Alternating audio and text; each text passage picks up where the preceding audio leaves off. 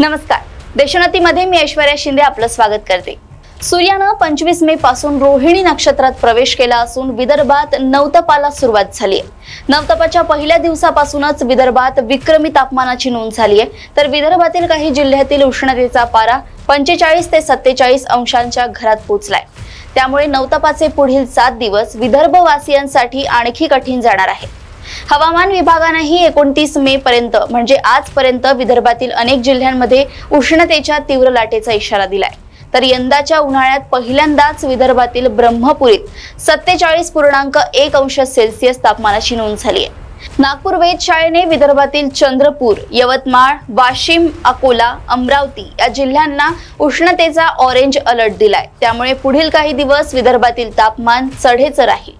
परिणामी वैदर्भीय जनतेने उष्माघातापासून बचाव करण्याची विशेष काळजी घेण्याचे आवाहन प्रशासन आणि हवामान विभागाकडून करण्यात आले आहे। यंदाच्या उन्हाळ्यात पहिल्यांदाच विदर्भात 47.1 अंश सेल्सिअस तापमानाची नोंद झाली आहे। आज ब्रह्मपुरीमध्ये 47.1 अंश सेल्सिअस तापमानाची नोंद झाली, तर नागपूरमध्ये 45.6 अंश सेल्सिअस एवढ्या प्रचंड तापमानाची नोंद झाली।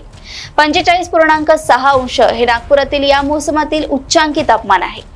विदर्भातील जवळजवळ सर्वच जिल्ह्यांमध्ये आज कमाल तापमान जास्त नोंदवलं गेलंय, तर चंद्रपुरात 44.8 अंश तापमान नोंदवण्यात आलंय। ब्रह्मपुरी आणि चंद्रपूर या दोन्ही शहरात मोसमातील सर्वाधिक तापमान नोंदवण्यात आलंय। तर पुढील काही दिवस पश्चिम विदर्भात उष्णतेची लाट असणार आहे। दुपारच्या वेळी कामाशिवाय बाहेर पडू नका असे आवाहन प्रशासन आणि नागपूर प्रादेशिक हवामान विभागाकडून करण्यात आले आहे। सध्या फक्त विदर्भातच नाही, राज्यात आणि देशात सर्वत्र उन्हाचा प्रकोप आणि उष्णतेमुळे नागरिक हैराण झाले आहेत। तर दुसरीकडे विदर्भातील जवळजवळ सर्वच जिल्ह्यातील उष्णतेचा पारा रोज नवे उच्चांक गाठतोय। वाढत्या उन्हाचा धोका लक्षात घेता अकोला जिल्ह्यात 31 मे पर्यंत कलम 144 अन्वये जमावबंदी लागू करण्यात आली आहे। सध्या दिवसा सूर्यदेवाचा कोप इतका असतो की लोकांना घरातून बाहेर पडणेही कठीण होत आहे। फक्त दुपारीच नाही तर सकाळपासूनच उन्हाचा पारा एवढा वाढलेला असतो की लोकांना घराबाहेर पडण्यापूर्वी विचार करावा लागतोय। परिणामी अनेक शहरात दुपारच्या वेळी मुख्य रस्त्यांवरही भयान शांतता बघायला मिळत आहे, तर संध्याकाळी सूर्य मावळल्यानंतरही उष्ण वाऱ्याचा प्रभाव जाणवतोय।